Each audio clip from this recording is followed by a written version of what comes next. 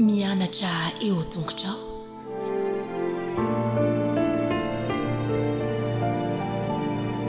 Dia faly miarahaba ny zazakely rehetra indray, tratry ny sabato ifampikopakopa tanana isika ifampiarahaba, miarahaba ny ankizy rehetra ihany koa tratry n'izao sabata izao. Fifaliana ho andray miaraka aminareo ato anatin'ity fandaharana ity, dia tonga atao tokantranonareo indray hitondra ny tantaran'ny famoronana fa andao aloha isika hanakambana tanana indray hiaraka hisaotra an'Andriamanitra noho ny fitahiany dia ahondrika ny loha akipy tsara ny maso dia hiaraka hivavaka isika. Jesosy zokinay faly indray izahay noho ny fitahiana vaovao nomenao anay, noho ny sabata vaovao nomenao anay indray, dia indreto izahay zazakely miaraka amin'ny dada sy neny zoky mba hianatra ny teninao. Omeo anay ny fahendrena Jesosy amin'ny anaranao no angatanay vavaka. Amen. Ny lohatenin'ny lesona ianarantsika androany dia hoe nahary ny biby Andriamanitra. Nahary ny biby Andriamanitra. Rehefa namorona zavatra marobe Andriamanitra dia nahitsika fa tamin'ny andro fadimy nahary ny trondro tao anaty rano isan-karazany nataon'Andriamanitra, dia nahary ny vorona manidina isan-karazany koa izy. Dia androany indray isika dia hianatra fa nahary ny biby Andriamanitra tamin'ny andro fadimy dia misy biby vaventy be dia misy biby kely. Dia izay indray no ianarantsika anio. Ary Andriamanitra nahary ny biby rehetra. Tena mahafinaritra ange izany ao Genesis 1:24 misy ny tsy anjerintsika.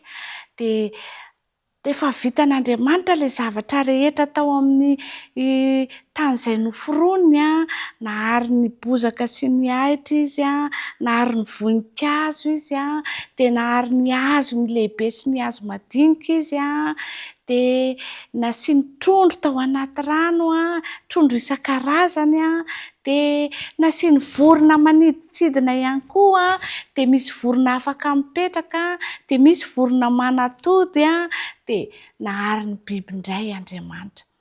Dia ireny biby ireny nataony tetỳ amin'ny tany, misy lehibe araka ny karazany avy, dia misy koa nge misy vorona sady any anaty rano izy no etỳ ambonin'ny tany koa afaka mipetraka etỳ amin'ny tany izy toy ny ganagany, afaka milomano ao anaty rano ny ganagana dia afaka maka etỳ amin'ny tany ihany koa izy.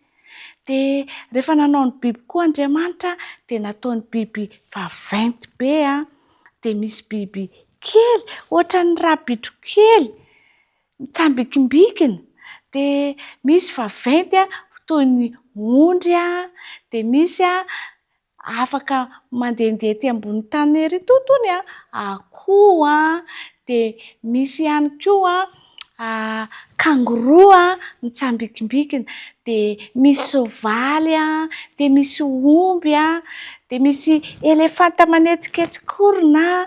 Betsaka raika izy ny biby izay nataon'Andriamanitra. Ho antsika izy ireny, noforon'Andriamanitra ho antsika ireny rehetra ireny. Isaorantsika foana Andriamanitra noho ny fitiavany raika izy mikarakara antsika izy dia manome zavatra mahafinaritra sy tsara indrindra ho antsika izy. Rehefa hitan'Andriamanitra ireny zavatra noforoniny ireny, ireny biby noforoniny ireny ihany koa dia hoy izy hoe indro tsara izany. Dia izay zavatra rehetra vitan'Andriamanitra izany tao amin'ny andro famoronana dia hoy izy hoe indro tsara izany. Tena tiantsika Andriamanitra raika izy dia andao indray isika hiaraka hisaotra azy. Akambany indray ny tanany, ahondrika ny loha dia akipy tsara ny maso fa hisaotra an'Andriamanitra ange isika. Andriamanitra nisaotra anao lehibe indray izahay fa namorona ny biby vaventy dia ny biby madinika indray koa ianao tamin'ny andro fahadimy mba ho anay ary nataonao tsara izany. Fa tsy mba nataonao zavatra ratsy fa tena tsara satria tena tianao koa izahay. Dia misaotra indrindra Andriamanitra amin'ny anaran'i Jesosy no hanaovanay vavaka. Amen. dia mbola tsy tapitra ange ny famoronana nataon'Andriamanitra amin'ny heriny dia mbola hijery hiaino ny tantaran'ny famoronana foana isika fa androany aloha andao hifampikopakopa tanana veloma daholo ary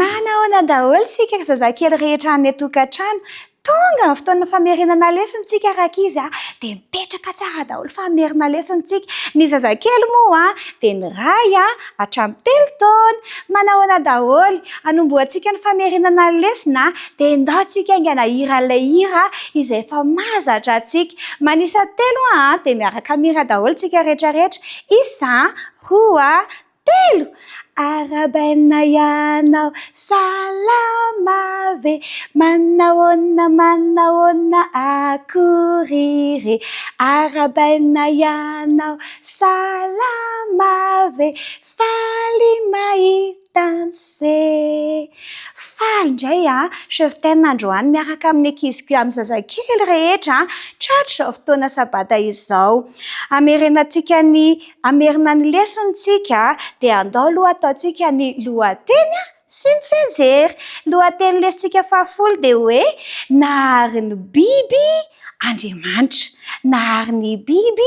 Andriamanitra ny tsanjery manao hoe ary Andriamanitra nanao hoe aoka hamoaka zava-mananaina ny tany aoka ny tany hamoaka zava-mananaina izay ny tsenjerintsika nandritry ny herinandro iny ny zavatra hitantsika tamin'ny herinandro iny rakizy dia ny famoronana ny andro fahaenina hitantsika teo aloha teo namorona ny kintana Jesosyn'Andriamanitra namorona ny volana namorona ny rano ny abakabaka ny rehetrarehetra izay efa hitantsika tamin'ny farany teo cheftaine dia nitondra tamintsika hoe namorona ny karazam-borona indray Andriamanitra fa androany dia ireo biby lehibe sy ireo zava-mananaina indray no noforonon'Andriamanitra tamin'ny andro fahaenina andengentsika hijery karazana biby inona ary ty ozy izy nareo izay mahay mamaly liona be ahoana moa feon'izany liona zany misy mahay be mihitsy dia ity indray arany inona ary ty hitanareo ve soavaly ahoana feon'ny soavaly cheftaine tsy dia mahay feona soavaly ohatr'izany ilay feona soavaly dia misy karazana biby hafa ihany koa inona ary ty ozy izy nareo ty mahafatifaty kely ty ino ty mimi saka kely ty ahoana feon'izany saka kely zany miao ny cheftaine kasikasika kely ny feony ty indray koa misy biby anankiray hafa inona ary ty ozy nareo bibilava ahoana feon'izany bibilava zany mandadindady ely bibilava efa nisy nahita bibilava daholo sa mbola nisy tsy nahita ity koa misy biby anankiray izay tsisy atao amintsika eto Madagasikara fa biby namboarin'Andriamanitra dia tsy ninona izany fa ny elefanta tsika moa tsy mahay feona elefanta cheftaine fa mampiakatra le orony lavabe iny izy dia avy eo izy mamoaka feo zany biby rehetrarehetra any no noforonon'Andriamanitra tamin'ny andro fahaenina misy karazany be da be le biby ny tenen'ny lesona ao ny bitro misôtisôty ao ny koala ao ny karazany be dia be mihitsy dia ireny biby ireny natao ihany koa mba hiaro antsika mahay manao tahaka ny voay ihany koa nareo ve mahay manaotra ny voay dia miketriketroka be ohatra zao le mono be ohatra zao reny mampatahotra crocodile ozy izy tsika be dia be mihitsy ny namboarin'Andriamanitra ny biby izay namboarin'Andriamanitra ary Andriamanitra ny teny hoe rehefa vita an'izany dia indro maninona ozy izy tsara indrindra izany tsara indrindra zavatra namboarin'Andriamanitra ho antsika rakizy dia ndaontsika hiaraka amerina ilay teny anankiray ao amin'ny lesona hoe tsara Andriamanitra nahary ny biby izy averina hoe 1 2 3 tsara Andriamanitra nahary ny biby izy zay indray famerenana ny lesonantsika androany mino aho fa nankafizina ireo nahita ireo karazana biby ny anarantsika tamin'iny herinandro iny. Andeha ary isika marana ny fotoana e. Ahoana moa le hira izay fataontsika rehefa mamarana ny fotoana isika? Andeha ataontsika le hira veloma. Dia mifanao veloma, veloma, veloma. Dia mifanao veloma amin'ny heriny indray. Veloma tompoko.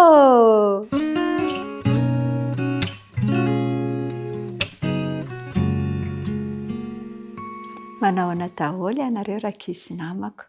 Tonga indray ty ny fotoana izay nifanomezantsika hiaraka eto itsika io amitina ny lohahevitra 10. Mialoha izany anefa dia mahafaly ahy indrindra ny manonona ny fahasavan'i Jesosy ho an'ny ankizy kely rehetra eo am-panarahana izany famotinana ny lohahevitra izany. Ny lohahevitra 10 iaho izay mitondra ny lohateny hoe mitarika any Abrahama Andriamanitra. Ahoana tsara hoe mitarika any Abrahama Andriamanitra. Nanana andalan-tenitsika izay nianarana natao tsy anjery, izay hita ao amin'ny Isaia 30:1-2. Isaia 30:1-2 manao hoe ny sofinao dia haheno teny ao ivoanao manao hoe ity ny lalana ka andehano. Tonga averintsika ny sofinao dia handreteny ao ivoanao manao hoe ity ny lalana ka andehano. Isaia 30:1-2. Manana hafatra mahafinaritra ho antsika foana angerakizy Andriamanitra amin'ny alalan'ny lohahevitra. Izany hoe naman'Andriamanitra izaho sy ianao ka iriny indrindra isika mba handeha araka ny fomban'Andriamanitra, arak'izay hitaritany antsika. Dia andao nge hofitinina aminao ny tantara tantaran'i Abrahama moa izany ny tantarantsika. Rehefa tamin'ny lesona tamin'ny lasa na ny lohahevitra tamin'ny lasa izany dia niresakintsika teto hoe nisy ilay tanànany Babela izay nananganan'ny olona ilay trano avo be. Dia nampiasain'Andriamanitra ny fanan'Andriamanitra mba hikororoka ny feon'izy ireo, ny fitenin'izy ireo ka dia tonga tsy nitovy ny fiteny ka dia tsy maintsy nisaraka toerana izany izy rehetra. Dia niparitaka manerana ny tany araka ny sitrapon'Andriamanitra. Ka tamin'izay fotoan'izay rakizy dia i Jafeta izay zanaky Noa dia nifindra teny amoromoron'ny ranomasina teny, paritaka namonjy an'ireo toerana izay nisy ranomasina dia nanorina tanàna tamin'ireny toerana ireny.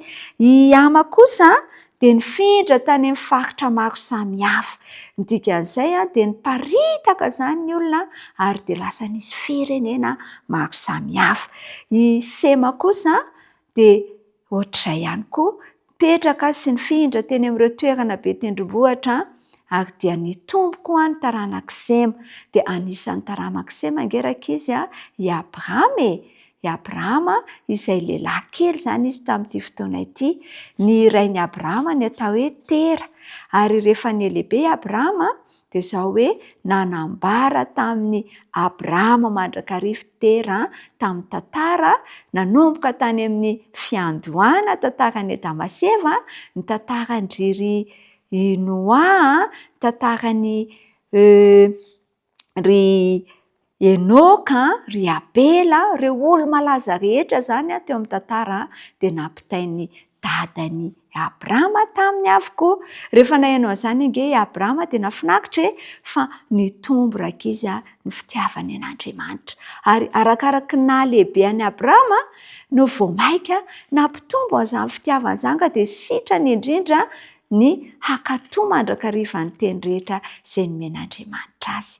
Nanambady moa izy i Saray no anaran'ny vadiny. Indrisy anefa fa tsy mba niteraka izy ireo, saingy izao nanome teny fikasana ho azy Andriamanitra. Tamin'ny voalohany Andriamanitra dia niresaka taminy hoe mila miala eto amin'ity toerana izay misy ny ray aman-dreninao sy ny havanao ty ianao ry Abrahama. Dia tsy inona izany anara-tanàna izany fa ilay tanàna atao hoe Ora. Dia nivonina ny amin'izany i Abrahama. Lehilahy mpanan-karena izy efa lehibe, lasa mpanan-karena.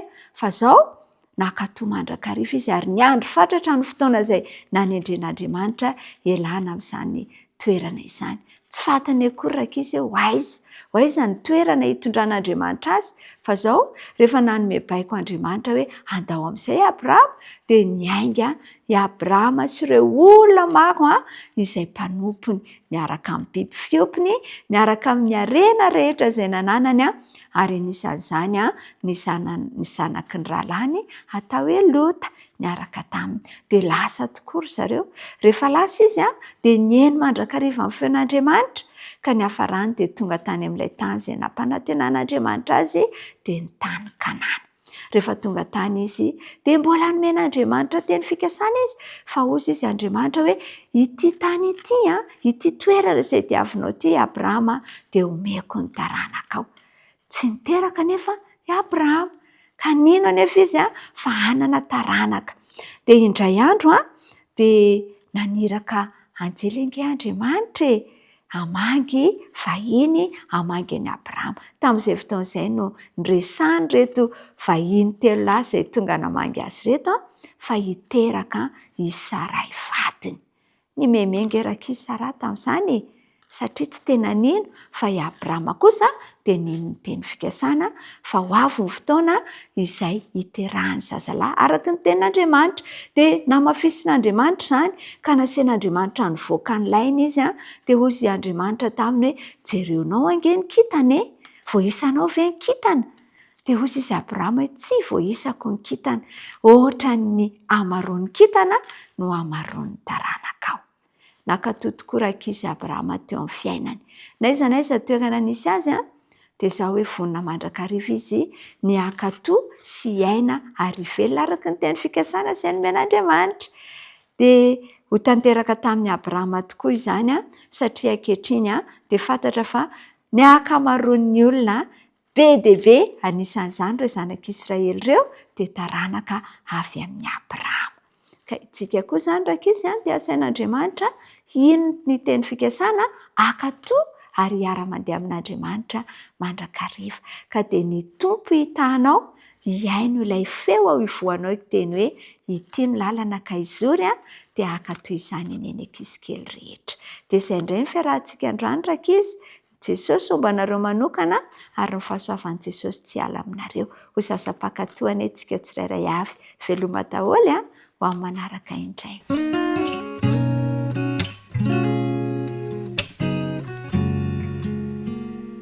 Manahoana daholo indray hiaraka amidina ny lesona 10 indray isika.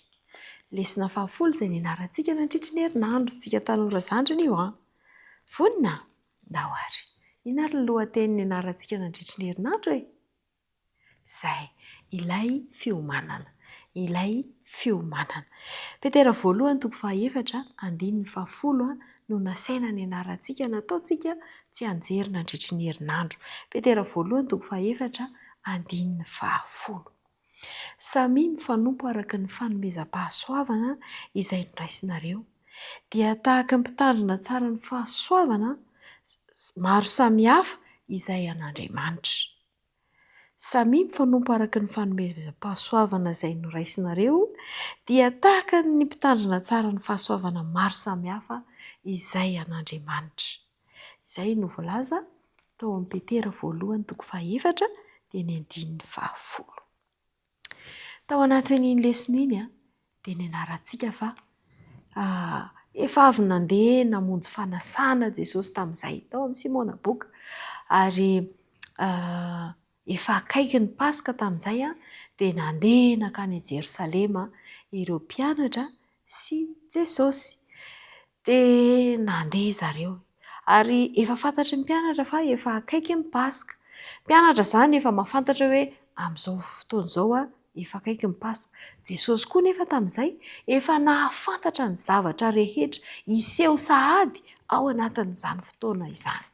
Fantatry Jesosy mialoha zavatra rehetra. Dia rehefa nanontany azy ny mpianatra hoe Tompoko, aiza no tianao hanomanana ny Paska iarahantsika manao ny Paska? Dia efa fantatry Jesosy ny zavatra tokony atao. Fantatry Jesosy mantsy fa io no Paska farany iarahany amin'reto sakaizany ireto. Ary tiany mba hoe zavatra manokana mihitsy izany. Noho izany dia nanome iraka anyreto namana izy. Fantatr' Jesosy tsara ny fanomezam-pahasoavan'ireto mpianatra ireto. Fantany hoe iza ny tokony irahana ary fantany hoe aiza ny tokony aleha. Dia naniraka any Petera sy Jaona izy. Dia ozy izy mantsain'ireo mpianatra hoe mandehana ozy izy mankany an-tanàna. Dia rehefa tonga any ianareo dia ahita olona milolo siny feno rano. Dia araoany iny olona iny dia rehefa tonga any dia anontanio izy hoe amin'ilay tompony io olona io zany hoe aiza no anaovan'ny tompoko ny Paska miaraka aminay. Dia ho atorony areo ilay izy ho atorony anareo hoe ao amin'ny efitrano ambony efa misy toerana voahomana tsara.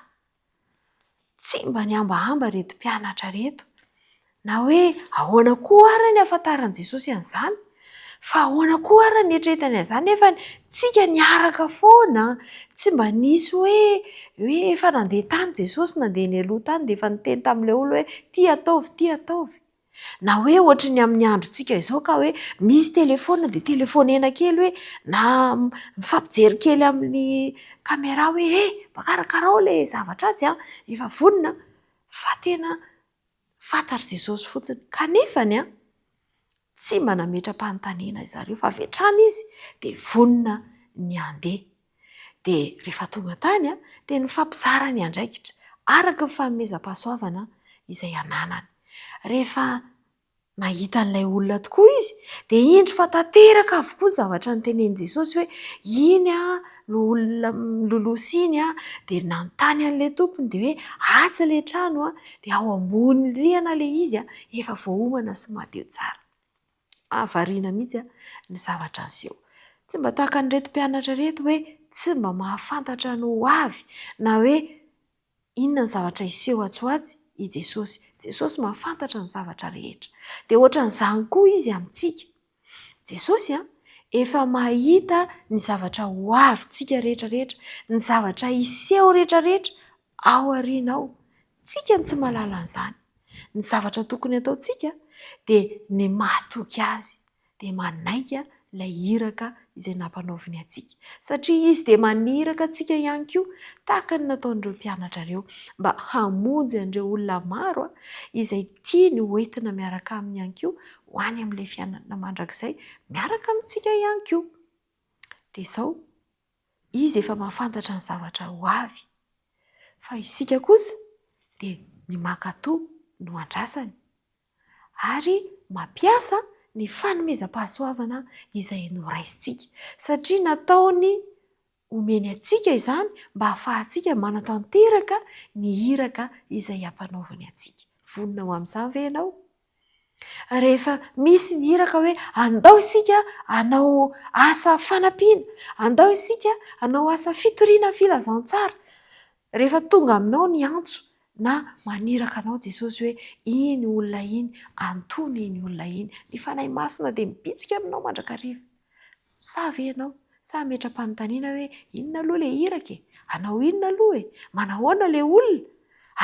Iainao ve izy sa tsy iainao? Olona mora mandray ve? Sa olona masika be? Sa olona manan-karena? Sa olona mahantra? Misy fanontaniana be da be. Manao an'izany ve tsika? Sa vao maheno ny iraka hoe mandehana dia hoy ianao hoe inty irao aho, andeha. Ny Jesosy dia anatanteraka ny iraka izay nampanaoviny isika miaraka amin'ny fanomezam-pahasoavana izay nomeny antsika.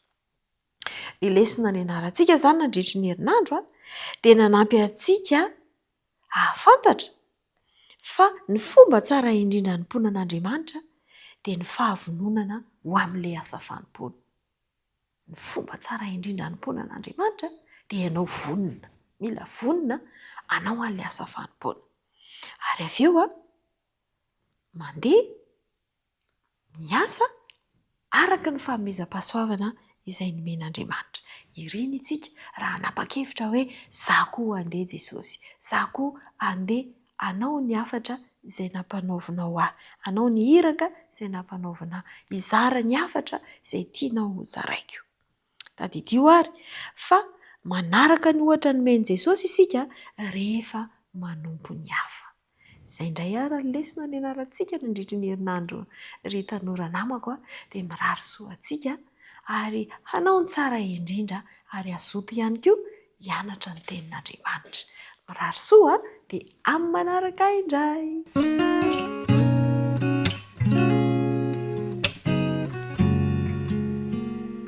Miarabany tanora an-tongotr'i indray ireo 12 taona sy 14 taona. Miarabany zoky Ray aman-dreny ny zandry rehetra ihany koa. Amerina ny lesona 10 izay nianarantsika tamin'ny herinandro isika izay ndresantsika indrindra ny amin'ny hoe manova ny toe-tsaina tia mitsikera. Raha iverenantsika ny fiarahantsika mianatra tamin'ny herinandro lasa dia niresaka indrindra ny amin'ny hoe tsy ilaina ny fitsaratsarana ny hafa, izany hoe mifetena tsy tsaratsara satria tsy fantatsika izay zavatra niainan'ilay olona sy ny nandalovan'ny olona dia tsy anjarantsika ny mitsara fa nomena ny Jesosy ny fitsarana izy ihany nefa nandalo ny toe-javatra rehetra iainantsika ka mahafantatra sy mahita momba antsika rehetra dia izy ihany no afaka manao ny fitsarana fa isika tsy nanana tsy nomena ny fahefana mba hitsara ny hafa. Dia toy izay hatrany toy n'izay no nianarantsika tamin'ity herinandro ity izay niresahana ny amin'ny hoe fialana amin'ny toe-tsaina tia mitsikera. Ny andinina tao tadiana dia mino fa haintsika rehetra ao amin'ny Salamo 4:7 izay manao hoe sambatra izay mitandrina ny mety ka manao ny marina mandrakariva. Raha te hanana fahasambarana izany sika dia ilaitsika ny mitandrina ny mety ary manao ny marina mandrakariva. Nisy mpampianatra iray nanao fanandramana manokana tamin'ny mpianany. Nomeny ruban manga anaky-efatra ny mpianatra tsirairay avy. Dia nandeha ity tovolahy iray ity rehefa nahazo an'izany ruban izany. Nofatorany tamin'ny tanany ny anankiray dia ny 3 hoentiny hozaraina ho amin'ny olona hafa. Dia nahita izy olona anankiray izay nanampy azy tamin'ny fanaovana ny fanadihadiana. Nisy fanadihadiana nataony dia nanampy azy ty mpiasa iray tao amina orinasa anankiray. Dia nanantona an'ity mpiandraikitra raha ity tovolahy ny teny taminy hoe izahay dia manao fanandramana manokana ka te hisaotra anao dia hanome an'ity ruban ity mba ho anao. Dia tsy maninona hoy ilay mpiandraikitra raha azoko raisiny izany. Fa izao ilay tovolahy kely mba azonao zaraina ho amin'ny hafa ve izay tianao ankasitrahana ireto roa ambiny ireto. Tsy maninona hoy ilay mpiandraikitra raha fa ho raisiko izany. Mahafinaritra ny ataon'izay. Dia rehefa lasa ilay mpiandraikitra raha nieritreritra hoe omeko an'iza ary ity ruban mangamanga roa ity izany. Ny iray izany nomena olona fa ny iray omena an'ilay olona izay omena azy. Dia rehefa nieritreritra izy dia lasa izy nanantona ilay lehiben'izy ireo. Ity lehiben'izy ireo ity dia sady kizitindava no mpitabataba kanefa na izany ary dia tianao ankasitrahana satria nianarany zavatra maro sy nampiasa azy ity lehibe ity. Dia rehefa nanantona ny lehibe izy dia niresaka taminy hoe misy mpianatra nanao fanandramana dia te hankasitraka anao satria ianao dia nitazona teto amin'ny orinasa anao. Dia somary sadaikatra ihany ilay lehibe hoe ay misy mankasitraka ihany ny zavatra ataoko na dia kizitina sy tezitezidava aza. Dia fa nangatan'ilay mpiandraikitra raha dia hoe mbola misy ray ambiny ity dia omeo izay tianao ankasitrahana indray. Misy fanadihadiana izay intsonantsika ao aorianao. Dia niraisin'ilay lehibe ny orinasa ilay izy dia nieritreritra izy hoe omeko an'iza ary ity ruban mangamanga farany ity. Rehefa nieritreritra teo izy dia nandeha nody dia tapa-kevitra izy fa omena ny zanany ity ruban mangamanga ity. Rehefa niditra tao amin'ny efitrano ny zanany izy dia niteny tamin'ny zanany hoe te hankasitraka anao ary zanako satria ianao dia niaritra ny faratsy-toetrako rehetrarehetra. Dia nisainto ilay zanany lahy ka nieritreritra hoe ay mbola misy vidiny eo anatrehanao ihany ary dada. Efa nieritreritra hoe mbola misy ilana ihany ve eto tany raha tsy izany mantsy dia efa nanapa-kevitra ny hamono ny tenako. Izany hoe ilay fankasitrahana dia niaro an'ity zatovolahy ity tsy ho iroso amin'izay famonotena izay. Ny lesona lehibe tsy ho antsika dia izao hoe raha toy isika ka tsy mahay mankasitraka ny hafa dia miteraka zava-doza eo amin'ny fiainan'ny hafa izany. Amin'ny mahatanora antsika dia indraindray isika tia mitsikera ny hafa, tia mitsikera amin'ny manodidina antsika. Indraindray mety amin'ny fiteny, amin'ny fihetsika no hikerantsika ny hafa, amin'ny fangariana azy ireny, amin'ny fanaovana ny fihetsika izy ireny ka atao fiomehezana.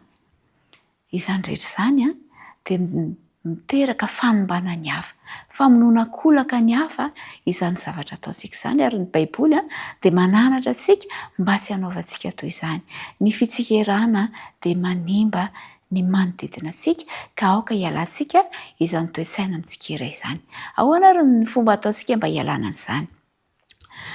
Ny ati-dohantsika mihitsy no mila amboarina sy mila vaozina.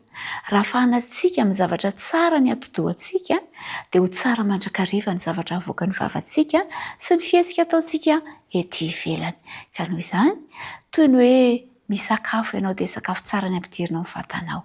Dia toy izany ihany koa no hamahanantsika ny saintsika. Aoka ho fahantsika amin'ny zavatra tsara ka hialantsika ny zavatra mihiba mandrakariva. Tandremo ny zavatra jeren'ny masonao sy ny henoan'ny sofinao, fa ny fampidiranao zavatra ao an-tsainao, zavatra ratsy ao an-tsainao, ny zavatra mihiba ao an-tsainao dia mahatonga anao hamoaka teny tsy mahasoa sy teny manimba ny hafa. Ka manomboka izao ary tanora mandoanto dia asaiko indrindra ianao, irariako indrindra ianao mba hanao fanandramana vaovao ka hitandrina ny amin'izay rehetra jeren'ny maso hihainoan'ny sofina ka tsy hampiditra ao amin'ny ati-dohantsika fa tsy ny zavatra tsara sy ny miabo mandrakariva mba hahafahantsika miteny soa ho amin'ny hafa. Dia arak'ilay andinina atao fitadidy hoe sambatra isika raha mitandrina ny mety ka manao ny marina mandrakariva. Dia ho tanora manana maha izy azy isika hilaza teny soa hatrany amin'ny hafa ary ilaza fankasitrahana mandrakariva amin'ireo manodidina antsika. Dia toy izay ny lesona izay niarahantsika tamin'iny herinandro iny dia mirary fampiarana tsara ho antsika tsirairay avy. Veloma daholo.